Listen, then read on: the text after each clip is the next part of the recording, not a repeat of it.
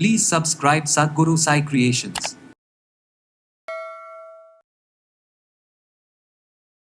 எப்போ அது கல்லாக இருக்க வரைக்கும் பிரச்சனை, அது கரைஞ்சி துண்டா போய் எங்கெங்கே மாட்டுறது பார்த்தீங்களா, அப்போ தான் பிரச்சனை, வலி வேதனை தாங்க முடியாது. ஸோ என்னாகும், இருக்கிற இடத்துல புண்ணாகும், இதனால் கிட்னி சிங்க் ஆகும், அது டேமேஜ் ஆகும். ஸோ அப்போ பார்த்தீங்கன்னா ஒரு வீட்டுக்கு மிக முக்கியமானது கழிவு வெளியேறும் பாதை. நம்ம அதையவே கெடுத்து வச்சுட்டோம்னா அப்படி இளநீர் குடிக்கிறதுனால சளியாகிறது கிடையாது. உடம்பு சூடை தணிக்கும் பொழுது அனிச்சையாகக்கூடிய அந்த கழிவுகளை வெளியேற்றும் தன்மை தான் நீங்கள் அதை சளின்னு நினச்சிக்கிறோம். நல்ல படம் சில பேர் வந்து எண்ணெய் தடவுவாங்க, சளி பிடிச்சிச்சுன்னு நினச்சிக்குவாங்க. நல்லெண்ணெய் தடவுனா சளி பிடிச்சின்னு நினச்சிக்குவாங்க. உடம்புல இருக்கக்கூடிய சளி தேவையில்லாத கழிவுகளை மூக்கு வழியாகவும் மலம் வழியாகவும் அது வெளியேற்றும் பொழுது நம்ம நினச்சிக்கிறோம் அதுவும் ஒரு கழிவு, சளின்னு நினச்சிக்கிறோம்.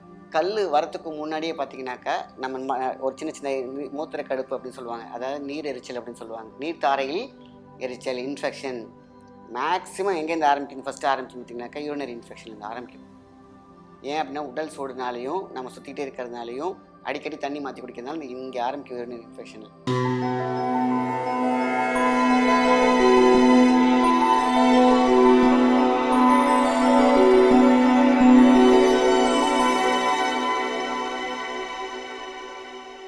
வணக்கம், உங்கள் மாயன் செந்தில்குமார். இன்றைய பதிவு மிக முக்கியமானது, மருத்துவ பகுதியும் கூட. சிறுநீர் கற்கள், சிறுநீரகத்தை பாதுகாக்கிறது எப்படி, கற்கள் வராமல் எப்படி பாதுகாக்கலாம், வந்த பிறகு எப்படி அதை அழகாக ஸ்மூத்தாக எடுத்துடலாம், ரிமூவ் பண்ணலாம் அப்படிங்கிறது நம்ம வந்து பார்க்கக்கூடிய மெடிசனில் பார்க்கலாம். ஸோ சிறுநீர் அப்படிங்கிறது பார்த்திங்கனாக்கா சாதாரண விஷயம் கிடையாது. ஒரு வீட்டுக்கு கழிவுநீர் தேக்கம் எப்படி வந்து தடைப்பட்டால் பிரச்சனையோ அதேமாரி நம்மளை சரியாகவே அதை பாதுகாத்துக்கிறதே கிடையாது. நமக்கு சொல்லப்போனால் கண்ட இடத்துல போனோன்னு கண்ட தண்ணி குடிக்கிறது.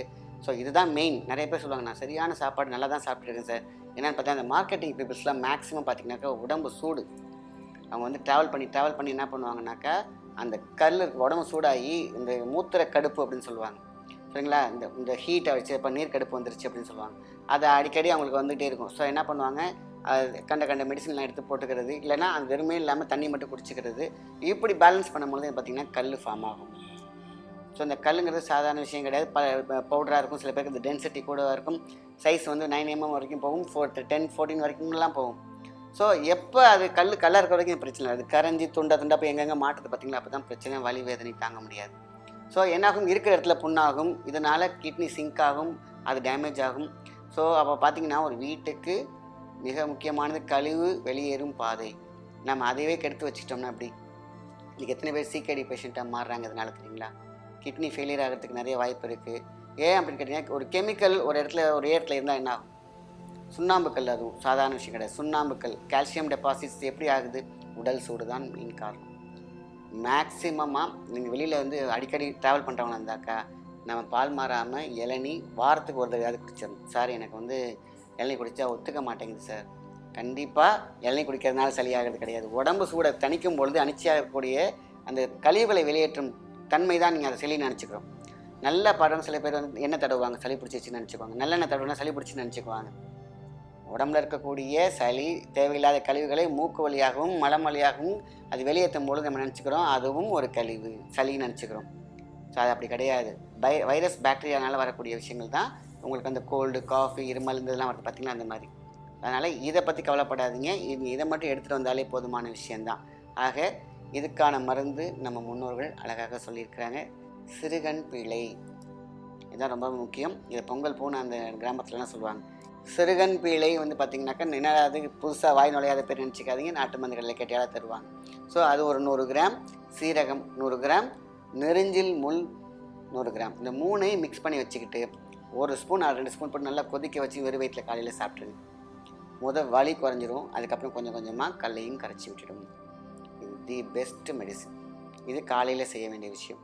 கல் வரத்துக்கு முன்னாடியே பார்த்தீங்கன்னாக்கா நம்ம ஒரு சின்ன சின்ன மூத்திர கடுப்பு அப்படின்னு சொல்லுவாங்க, அதாவது நீர் எரிச்சல் அப்படின்னு சொல்லுவாங்க. நீர் தாரையில் எரிச்சல், இன்ஃபெக்ஷன் மேக்ஸிமம் எங்கேருந்து ஆரம்பிக்கணும், ஃபஸ்ட்டு ஆரம்பிச்சு பார்த்தீங்கன்னாக்கா யூரினரி இன்ஃபெக்ஷன்லேருந்து ஆரம்பிக்கும். ஏன் அப்படின்னா உடல் சூடுனாலையும் நம்ம சுற்றிகிட்டே இருக்கிறதுனாலையும் அடிக்கடி தண்ணி மாற்றி குடிக்கிறதுனால இங்கே ஆரம்பிக்கும் யூரினரி இன்ஃபெக்ஷன்.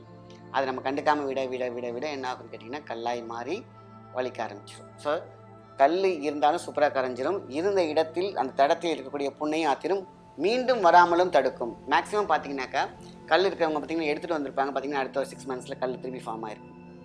ஸோ இதை மட்டும் நம்ம எடுத்துகிட்டு இருந்தோம்னு கேட்டிங்கன்னா புண்ணையை ஆற்றிட்டு மீண்டும் வராமலும் அற்புதமான ஒரு மருந்தாக இந்த 3ஐயும் மிக்ஸ் பண்ணி சாப்பிட்றதுல இருக்குது. இன்னொரு அற்புதமான மூலிகை ரணகல்லி. அதாவது பாருங்களேன், உடம்புல ரணம் எது இருந்தாலும் மாற்றிடும். அதேமாரி கிட்னி ஸ்டோனை அசால்ட்டாக கரைக்கிறது. கிட்னி ஃபெயிலியர் எதுவாக இருந்தாலும் எடுக்கலாம். கிட்னி சம்மந்தப்பட்ட விஷயங்களுக்கு எல்லாமே ரணகல்லி மிகவும் முக்கியமான ஒரு மூலிகை. எங்கே சார் கிடைக்கிறது அப்படின்னு பார்த்தீங்கன்னாக்கா, நர்சரியில் செடியெலாம் நிறையாவே இருக்குது. ஸோ ரணகல்லி அப்படின்னு கேட்டிங்கனாலே தருவாங்க. இந்த ரணகல்லி நீங்கள் போய் கூகுளில் செக் பண்ணிங்களா, அந்த படம் இருக்கும், அதை போய் காமிச்சு கூட நம்ம வாங்கி வச்சுக்கலாம். எல்லாருக்கும் தெரியும் மேக்ஸிமம். ஸோ அதை எடுத்து டெய்லி ஒரு இலை சாப்பிட்டு வந்தாலே போதுமான விஷயந்தான்.